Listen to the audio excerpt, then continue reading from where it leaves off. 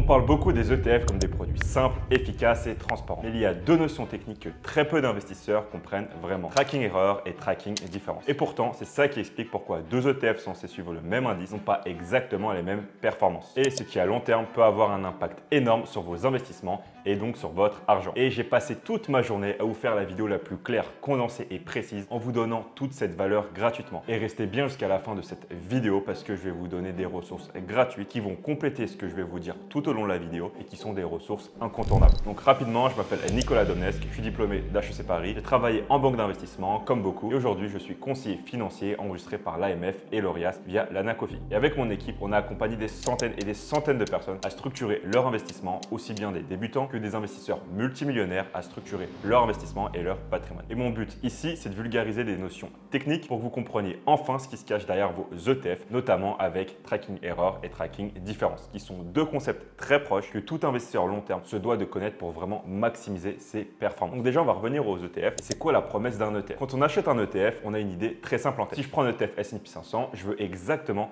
la performance du S&P 500, point final. C'est logique, c'est d'ailleurs ce que promettent les émetteurs répliquer un indice. Mais la réalité est bien plus subtile. Un ETF, ce n'est pas une photocopieuse parfaite. C'est un instrument financier géré par une société de gestion avec ses règles, ses coûts, ses contraintes fiscales. Et ça fait qu'en pratique, l'ETF n'est jamais exactement collé à son indice. Parce que imaginez l'indice comme une recette de cuisine. Vous avez la liste exacte des ingrédients, les proportions, la méthode, mais quand vous essayez de refaire ce plat chez vous, il y a toujours de petites différences. La qualité de vos ingrédients, la précision de votre four, le temps de cuisson, etc., etc. Et au final, le goût ressemble beaucoup à la recette originale, mais ce n'est pas strictement identique. Pour un ETF, c'est exactement pareil. L'indice S&P 500 est la recette idéale, mais l'ETF, lui, doit acheter les actions, gérer les dividendes, payer des frais, parfois aussi jongler avec des règles fiscales différentes, même utiliser des produits swap. Et tout ça, ça nous crée un petit écart entre la théorie et la réalité. Et donc la question qu'on a avec ça, c'est cet écart, est-ce qu'il est fort ou non? Est-ce qu'il est stable et maîtrisé? Et du coup, c'est exactement ce que mesurent ces deux notions différentes. La tracking différence, c'est l'écart moyen constaté. Et la tracking error, c'est la régularité de cet écart. Donc on va zoomer sur tracking différence. C'est l'écart moyen sur la durée. Donc la tracking différence, c'est tout simplement l'écart entre ce que fait l'indice et ce que vous, en tant qu'investisseur, vous avez vraiment dans votre poche via l'ETF. Prenons un exemple concret. Imaginons que le S&P 500 fasse 10% sur un an. Vous avez investi dans un ETF S&P 500. À la fin de l'année, vous regardez votre performance et vous voyez plus 9,7%. Résultat, votre ETF a fait un peu moins bien que l'indice. L'écart est de moins 0,3%. Et ça, c'est la tracking différence. Et du coup, d'où vient ce décalage? Il y a plusieurs raisons possibles. Premièrement, les frais de gestion. Même s'ils sont faibles, on peut avoir 5 points de base, voire 20 points de base par an. Ils grignotent tout de même directement la performance. On a aussi la fiscalité sur les dividendes. Par exemple, si l'indice S&P 500 intègre les dividendes futurs, mais que votre ETF doit subir une retenue à la source de 15 voire 30% avant de les réinvestir, ça crée un écart. On a aussi la réplication. Si l'ETF fait de la réplication partielle ou utilise des swaps, il peut y avoir des petits frottements de performance. On a aussi les coûts opérationnels comme les frais de transaction, le prêt de titre et la gestion de liquidité. Et c'est pour ça que la tracking différence est au fond le chiffre qui compte vraiment pour nous investisseurs. C'est le résultat net que vous avez effectivement gagné ou perdu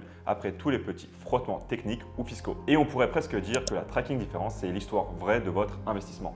Parce qu'au final, peu importe que l'indice ait fait plus 10%, si votre ETF lui vous rapporte seulement 9,7%, c'est ça qui vous intéresse. C'est pas la performance de l'indice, c'est la performance de votre ETF. Maintenant qu'on est au clair sur tracking différence, c'est quoi tracking error? Parce qu'il y a beaucoup d'investisseurs qui confondent les deux. Donc tracking error, ce n'est pas l'écart moyen, mais c'est la volatilité de cet écart. En clair, ce n'est pas combien mon ETF s'éloigne de l'indice en moyenne, mais plutôt est-ce que mon ETF colle à l'indice de manière régulière ou est-ce qu'il fait des écarts un peu imprévisibles. Donc on va prendre deux exemples. L'ETF A, chaque année, il fait environ 0,3% de moins que l'indice. Et année après année, il y a toujours un écart de moins 0,3% par rapport à l'indice. C'est stable et plus ou moins prévisible. Le TFB, une année, il fait 0,1% de mieux, l'année suivante 0,8% de moins, puis 0,2%, puis encore moins 0,5%. Bref, on voit qu'il y a beaucoup de fluctuations et que ça bouge dans tous les sens. Sur le long terme, les deux peuvent afficher la même tracking différence, moins 0,3%. Mais le TFA a une tracking error très faible. Il colle à l'indice comme une ombre, alors que le TFB a une tracking error élevée. Il zigzague autour de l'indice. Parce qu'en tant qu'investisseur, c'est une vraie question de confiance. Est-ce que votre ETF se comporte comme prévu, avec une petite décote stable,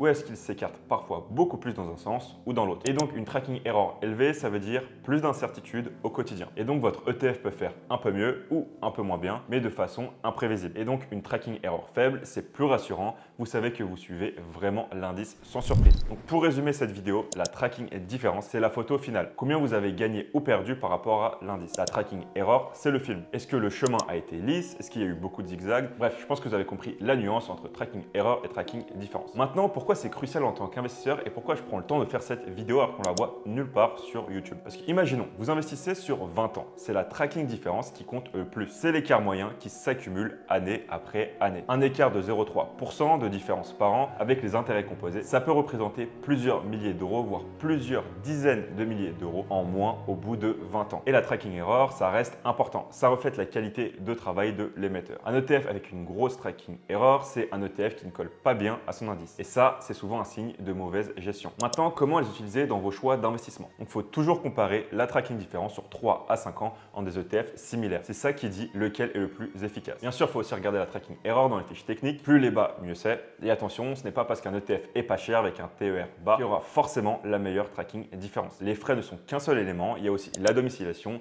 la fiscalité, la réplication et d'autres petits facteurs qui comptent aussi. Donc, pour vulgariser et pour synthétiser cette vidéo, tracking différence, c'est vraiment l'écart moyen, ce que vous perdez ou gagnez en vrai par rapport à l'indice. Tracking error, c'est la stabilité de cet écart. Est-ce que l'ETF est un bon copieur fidèle ou un élève qui écrit de travers? Donc, quand on choisit un ETF, on ne regarde pas uniquement le nom de l'indice ou le TER affiché. Il faut aussi regarder la tracking différence et la tracking error. Ça, c'est ce qui fait la différence entre un bon et un mauvais ETF quand on compare deux ETF sur lesquels on investit sur le même indice. Voilà, maintenant, vous savez vraiment ce qui se cache derrière ces données options. Et maintenant, si vous voulez aller plus loin, que vous voulez ma liste des meilleurs ETF avec tout ce que vous devez savoir sur chacun des ETF, tracking error, tracking différence et tous les autres critères, je vous laisse vous rendre en description pour accéder à cette liste. Donc voilà, j'espère que cette vidéo vous a été utile pour comprendre la nuance entre tracking error et tracking différence, être au clair sur ces deux notions et ensuite comment on va pouvoir bien les utiliser pour maximiser la vraie performance de notre portefeuille. Maintenant, si vous investissez 50, 100, 200 euros par mois, ma vraie recommandation pour vous, c'est de continuer à regarder des vidéos YouTube 100% gratuites. Vous n'avez pas besoin de prendre des accompagnements payants. Mais pour toutes les personnes qui ont des capacités d'épargne plus fortes ou qui ont reçu un héritage, une grosse prime, un gros bonus et qui se sentent paralysées, qui ne savent pas du tout comment investir, avec mon équipe, on a accompagné des centaines et des centaines de personnes à structurer leur investissement et faire quelque chose qui leur ressemble et qui colle à leurs propres objectifs. Donc, si ça vous intéresse, je vous invite à prendre un rendez-vous sur le lien en description. On pourra analyser en détail votre situation, voir est-ce qu'on peut vous aider, oui ou non. Et ensuite, si ça colle et que vous voulez avancer avec nous pour construire un portefeuille diversifié qui performe, on verra tout ça ensemble. L'appel est gratuit, c'est sans engagement et même si on ne travaille pas ensemble, vous repartirez avec des conseils concrets pour optimiser vos investissements. Donc si ça vous intéresse, cliquez sur le lien dans la description, prenez votre appel et on se retrouve très bientôt pour parler de votre stratégie d'investissement. Donc voilà, j'espère que cette vidéo vous a plu, c'est le cas, je vous invite à la liker et à vous abonner.